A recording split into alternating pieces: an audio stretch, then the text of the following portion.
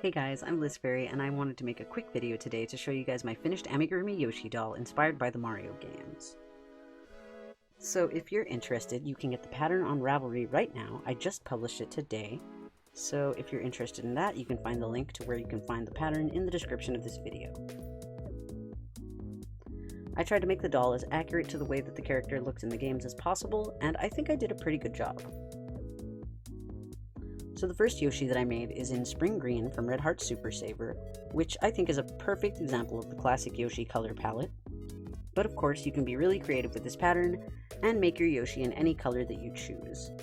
The majority of this video, I'll be showing you the second Yoshi that I made though, which was in bubblegum pink. That's because this one is slightly more accurate to the pattern that's on Ravelry, so even though it's not the classic Yoshi, I will be showing you guys this doll. She's not wearing any shoes right now because I actually have not made hers yet. In all the footage I'm about to show you, she just borrowed her sister's boots because they're the same size. So let me just show you guys this doll a little closer up so that you can see how all the pieces fit together. I love how this one came out, I love how rounded the shell looks, and I love her boots. Her cute little tail.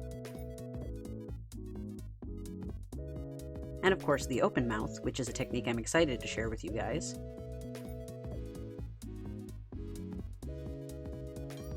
I used craft wire in this doll, as per usual, to make it posable.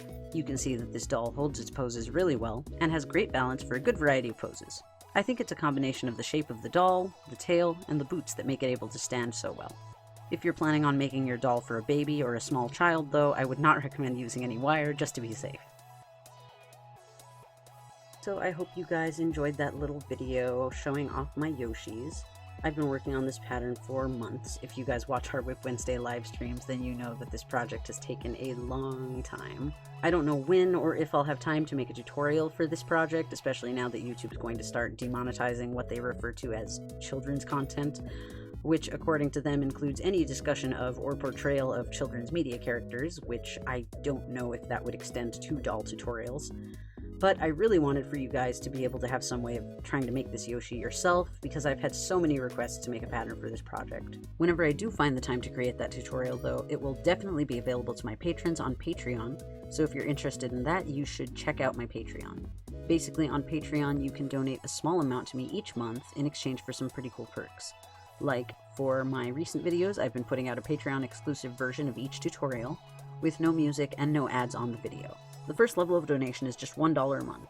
I don't really make that much from ads on YouTube, and anything that you give will really help me to be able to continue making these videos for you guys. You can find out more about that at patreon.com/fairyrings. I know I've been meaning to put out this pattern for forever, so I really appreciate your guys' patience. If you like this video, you can press the like button, or you could subscribe to the channel and hit that notification bell so that you don't miss out on any of my future videos.